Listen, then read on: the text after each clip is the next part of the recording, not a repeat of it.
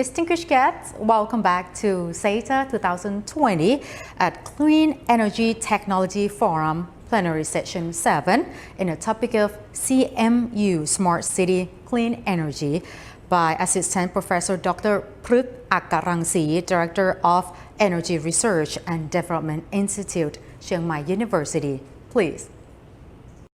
ครับ สวัสดีครับ Good afternoon, ladies and gentlemen. My name is Pruk. Thank you for being with me today. I'm working for Chiang Mai University, the Energy Research and Development Institute, Nakhon Ping, located in Chiang Mai. So today I'd like to share with you our experience in so-called CMU or Chiang Mai University Smart City Development Project that we have done in the past 5 to 6 years. So we have achieved quite a few things that we'd like to share. So thank you for having me today. Let's begin with the introduction of CMU. CMU has missions or visions that we would like to achieve as a university, as a public university. So we've done quite a few targets. We have set quite a few targets that are Sustainable Development Goals based or SDG centered missions. So we would like to cover all the 17 goals that have been set by the UN a few years ago. And then we would try to reflect our missions to serve as educator, research, and development, and also community outreach, especially distance community outreach. And then we'd like to have stewardship or good management. And the main focus that we have been working on that we'd like to share with you today is the energy and environmental focus. That includes smart city, smart energy, smart environment, community, and mobility. So there'll be a few things that I'd like to share with you. Apart from that, our mission is also focused on food and medical and aging society, and then the culture, or so-called creative Lana heritage. So let's begin. At CMU, CMU has set up our institute, the Energy Research and Development Institute, which has a focus in initially biogas and biomass and renewable energy or clean energy development, research and development. And just recently, we have done a lot of energy management projects, as well as the real-time monitoring, real-time trading platform. So our mission is basically to provide technology and transfer innovations for business partner or government partners. We also provide consultancy and engineering services to government and business units. And on the other hand, we also have many laboratories to offer measurements and verifications and laboratory service in energy-related fields. So again, everything that we do has to reflect the SDG that we work with. So yeah, we focus on SDG 7, clean energy, innovation, and of course, we always have to focus on climate change actions. And just a quick look at why CMU has set up the research institute. It all depends or it's all related to Thailand Alternative Energy Development Plan, or AEDP. It was drafted or announced officially in 2015. And so far, it's still this plan is still active. So our focus is on these renewable energy, biomass, biogas, and municipal solid waste, as well as biofuels. So we have been set up our institute to base on these research gap that we have to pursue according to the development plan. So priority recent priority that we have been working with includes biomass, energy crops, biogas, household solar PV, and garbage management or MSW, waste to energy. And as of this year, some of you might have known that Thailand has a new Minister of Energy. So we are not sure yet that the roadmap is still the same or what would be changed. So we cannot say much about that. But as far as we are concerned, we are still working with this AEDP 2015. And again, just a quick look as of the second quarter of this year, 2020. If we focus on biomass, biogas, and waste to energy, and also solar, Thailand pretty much has been developed these renewable energy or clean energy projects for many, many years. And so far, the current energy consumption share is around 16%, almost 70%, 17%. So we can almost always say that Thailand is achieving a good number, and the target in 2036 is not so far away. And again, it depends a lot on economic situations and, of course, the roadmap of the new minister.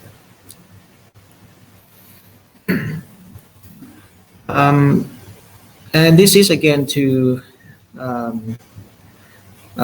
give you more information about how the distribution of renewable energy power plants in Thailand are distributed. And Thailand is, you can almost say, is not very focused in any particular area. So you basically have distribution of renewable energy power plants along the country. But if you look closely, we would have many type of industrial renewable energy. For example, if we focus on biogas from industrial waste, that include palm oil effluent waste to energy, that includes ethanol plant energy or starch wastewater to energy. You will see the concentration of these plants along the southern part of Thailand and the northeastern part of Thailand. Part of them is also in the central part and not very much on the northern part. But on the other hand, if we focus on the biogas from livestock, you will see a lot of huge concentration in the northern parts because the farming economics is also concentrated in the northern part and as well as around Bangkok in central part. So there are lots of agriculture activities going on in these two areas. And distribution of waste to energy projects is distributed according to the distribution of the industry itself. So this is quite clear that Thailand is a huge opportunity in waste to energy project. Okay, I'd like to mention to you some work that we have helped the previous minister in community power plants or energy crop community power plants. And so far, we are not so sure about how the new minister is going to plan this out. There are so many news recently, but I would say don't believe them just yet until we get to have the official publication from the government. But anyway, let's talk about community power plants. As we mentioned earlier, that Chiang Mai University and Thailand, and of course myself, is highly concerned about sustainable development of the country. So the so-called community power plants basically answer lots of questions about sustainable development. So the idea is quite great, is quite sustainable, starting from farmers themselves, growing feedstock and harvest and sell back to community, to the factory, the power plants, and the power plant produce electricity. And then in this program that we have set up with the government, the government has set up, the direct benefit is going to pay back to the community themselves. So basically, this so-called community power plants is really a community focus on sustainability.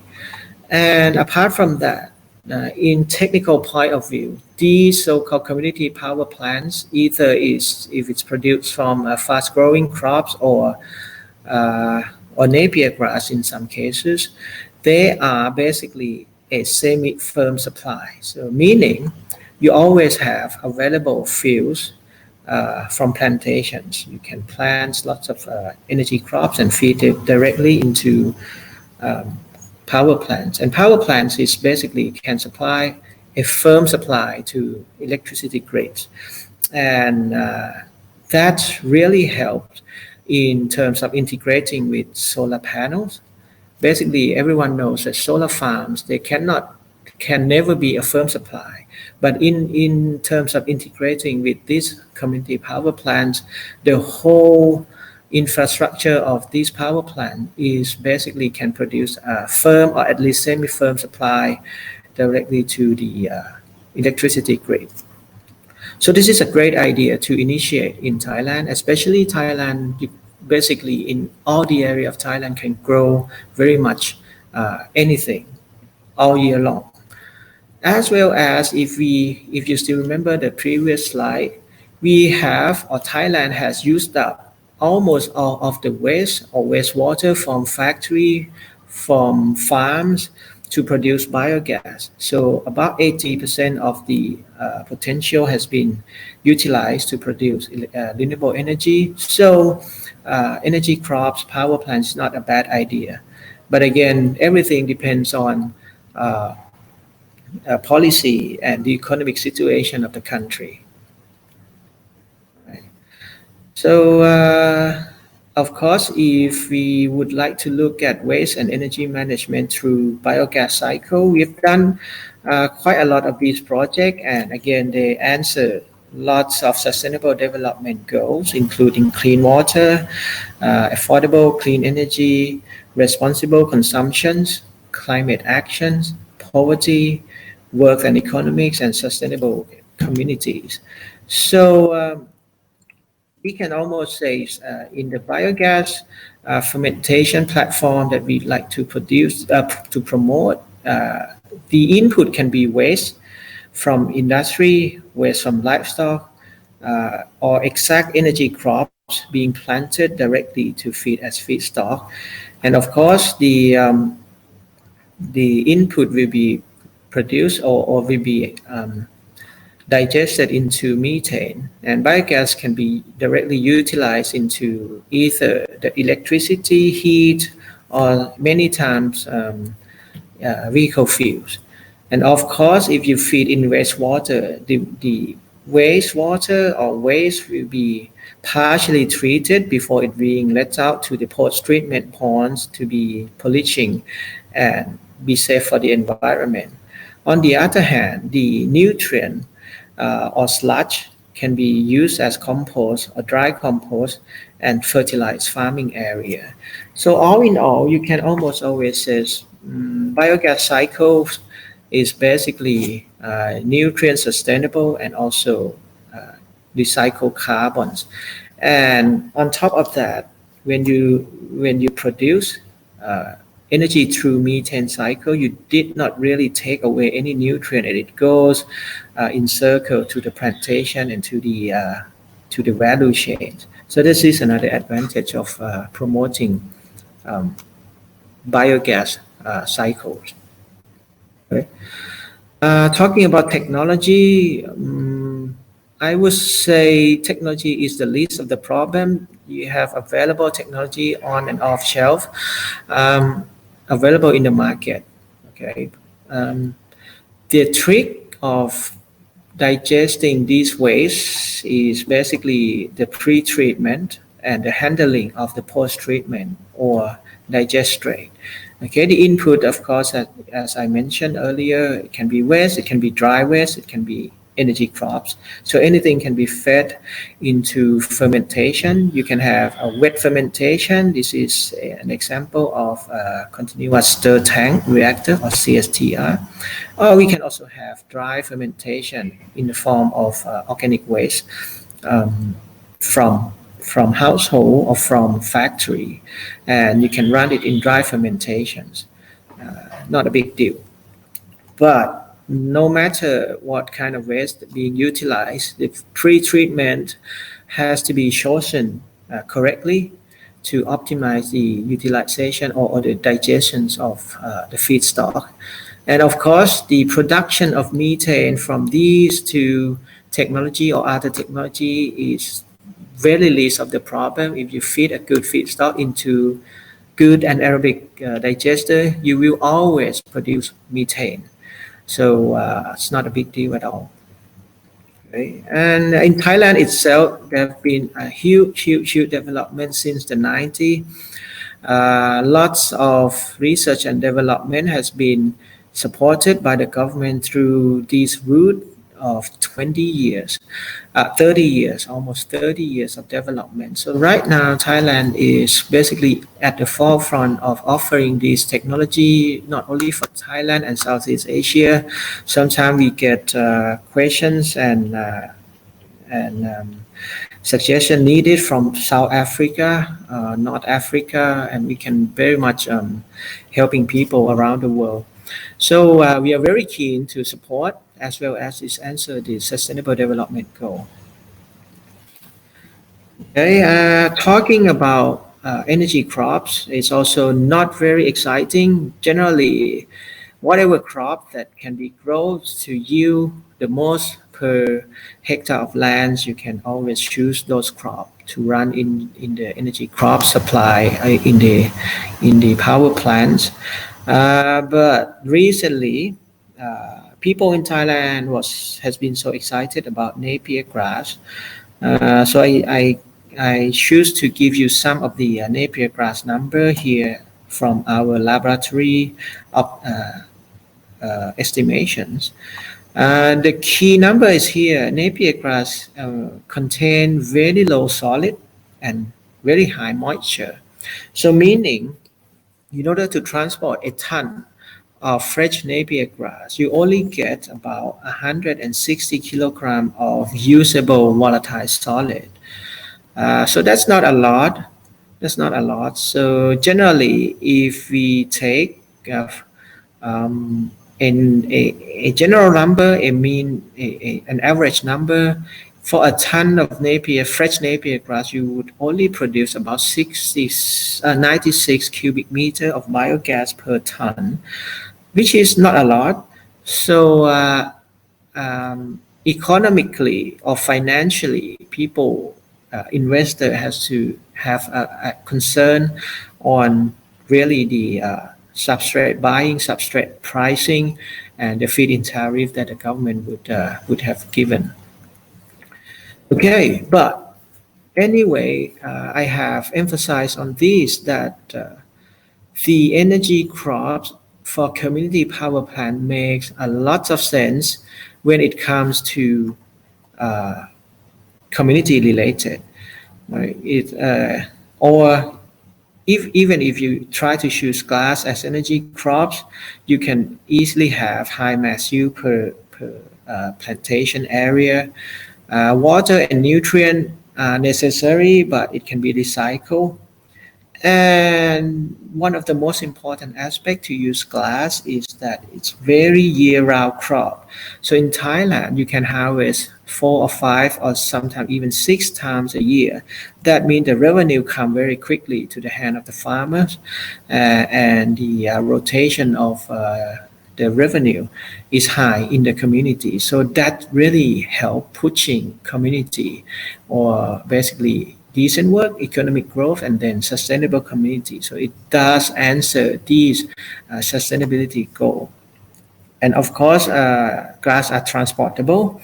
And most of the time, the methane fermentation require only local engineering. It's not a super high-tech equipment. So local company or local suppliers can support these. Again, it makes sense only when we are thinking about community-centric partnership. Okay, so if community is to be developed, then this model is very good. And on technical side, you can have a firm or semi-firm energy supply. Okay, of course, with high enough tariff. Farmer cooperations, long-term contract would be good for community. Community can invest if you have a long-term contract, and of course, land availability in Thailand and some part of Thailand are available. And if we succeed to do, for example, hundreds or 200-300 of these power plants, more or less, electricity produced from these power plants are sustainable or renewable. So we have combat a lot of climate actions. We have achieved a lot of these. So that's a great idea proposed by the government of Thailand. And right now, let's come back to Chiang Mai University itself, and let's see what happened with us as the developer, demonstrations developer, in order to share with the communities or partnerships. So Chiang Mai University has quite a few projects that I'd like to share. First would be called CMU Smart Energy. So the key concern of the key aspect of this project is the large scale, about 9.5 megawatts of solar PVs installed on these 250 buildings in the same area. And they are distributed among 5 feeders. And we are cooperating these project with BCPG, which is Bangchak Corporation company. And among these, we also install on-site energy trade blockchain software, and it will be due to commissions within the next few months. Basically, as soon as December or January, we will start seeing some energy trading in our city. And okay, of course, once we have energy trading for the production side, we also do energy trading or demand side management on the demand side. Our demand is not strictly on electricity only. We also consume some heat in terms of hot water and steam. We also consume some electricity in lighting. Then we have created another so-called cross-platform intelligent data collections to collect all the information to our data center. So overall, the project aims to have control of the whole energy consumption of the area, consisting of 250 buildings. It looks like a small town with this equipment. And of course, once we can monitor how much electricity is used, we can do demand side management in terms of lighting or air conditioning. So we can do this demand side management. And also, we may also install some energy storage in the form of lithium battery or lead acid battery to capture the excess energy produced from these rooftop panels. But those would not be possible if the platform or the monitoring platform is not in place. So we have done that, and let's see what happens. Next, we have another energy production from waste management. So on campus, we have around 50,000 people in and out of the campus every day in our small town. So the campus or the administrations has to set up a good waste management management platform, meaning the sorting or separation of the garbage has to be in place as a regulations. We have implied regulations in CMU that most of the waste has to be pre-sorted from the beginning. And the rest of the waste, general waste, will be sent to this facility. It's a waste to energy center plus recycling facility. This facility can be operate at about 30 tons a day, and it can be increased to 60 tons or even 100 tons a day if we increase the work hours of the plants. So normally we operate at 30 tons a day. And this plant consists of 600 cubic meter of dry fermentation. It looks like a white balloon here. Is underneath is a dry fermentation that produce up to 500 cubic meter of biogas per day, plus a small wastewater digestion of about 300 cubic meter. And these the gas from these digesters are fed into 100 kilowatt of biogas power generations, as well as the 30 kilogram per hour of biomethane. So this area is a demonstration area to demonstrate for small or medium-sized community that the area can be operate, or the city can be operate as zero or almost zero waste management. And also you can easily produce food waste or organic waste into electricity or vehicle fuels using this facility. So all in all, we are expecting to reduce about 10,000 tons of carbon dioxide equivalent per year for these 30 tons per day intake. Also, since we have done a lot of methane management and production and management, CMU has set up another demonstration, but this is quite a large-scale demonstration site. This one is located in southern part of Thailand. Chiang Mai is in the very north, but this project happens in the southern part of Thailand. When you see here, this is the digester of the palm oil mills that has huge effluence. We purchase about 500 cubic meter of biogas per hour and do the upgrading using two-stage membrane upgrading, and sell this gas in a compressed natural gas form and put in this truck to sell at PTT gas station nearby. This saves a lot of energy in terms of PTT has to haul compressed natural gas for long distance to this station in the southern Thailand. But instead, if PTT buy from this plant, they save a lot of energy to transport this gas. And again, for this type of operations, we can look at carbon dioxide saving emission reduction of 30,000 or so tons of CO2 equivalent per year. And also we have promote community gas grid, meaning lots of community has farming on site, and most of Thailand, the gas grid doesn't exist. So CMU is the promotion agents, try to distribute this technology to a strong community which has the inputs of farms. So we give suggestion or technical support to the community such that they can operate a biomethane plant, and then the gas will be distributed to community directly for cooking, or sometimes the community has local commercials that consume a lot of energy in terms of heat.